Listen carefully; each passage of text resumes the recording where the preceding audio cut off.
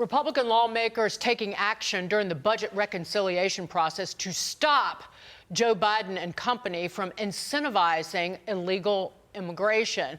And one of the ways, welfare. Senator Mike Lee of Utah introducing the America First Act today, which would exclude illegal aliens from receiving any federal benefits. Don't forget that the Congressional Budget Office reported that Medicaid spending on illegal aliens has cost taxpayers more than $16 billion under the current administration. With us now representing the Center for Immigration Studies, Todd Bensman. So, Todd, like regular, normal voters across the political spectrum would honestly not believe that it's even possible that they are paying for welfare for illegal aliens.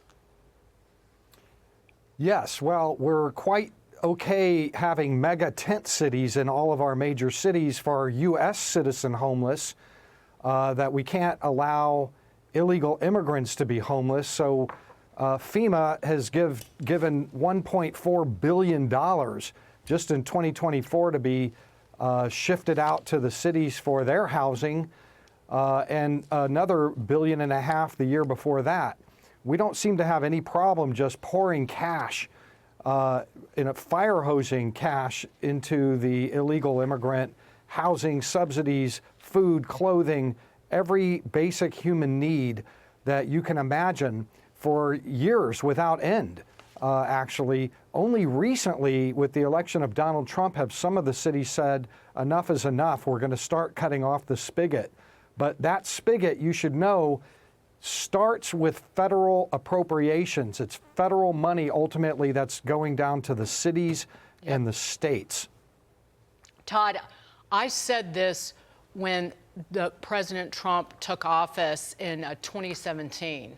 And I said this about the Republican-controlled Congress then. They have to actively starve sanctuary cities and states of money to make them follow the law, because with the influx of 11 million illegals just under Joe Biden, what states have done really more than any other, California, at the beginning of this year, it expanded its state Medicaid program, Medi-Cal, to allow any illegal in the state to become eligible for it. And it's an additional billions upon billions of dollars for a state that can't even balance its own budget. So this is an incredible incentive, but it is a never-ending sinkhole for that state. So cut the funding off for California until they get rid of that program. Well, I can't tell you how many immigrants that I've met and interviewed along the migrant trails south of the border who tell me that they're coming to the United States because they have cancer or they have to have some major kind of surgery, and they know that they're going to get it for free in the United States, and that's why they're coming. Now, once they're here, it's hard to deny somebody life-saving medical treatment, but ultimately Tom Homan and the Trump administration plan to fix this problem with large-scale deportations. Right. And that may be really the best way to reduce the burden on the medical side of it.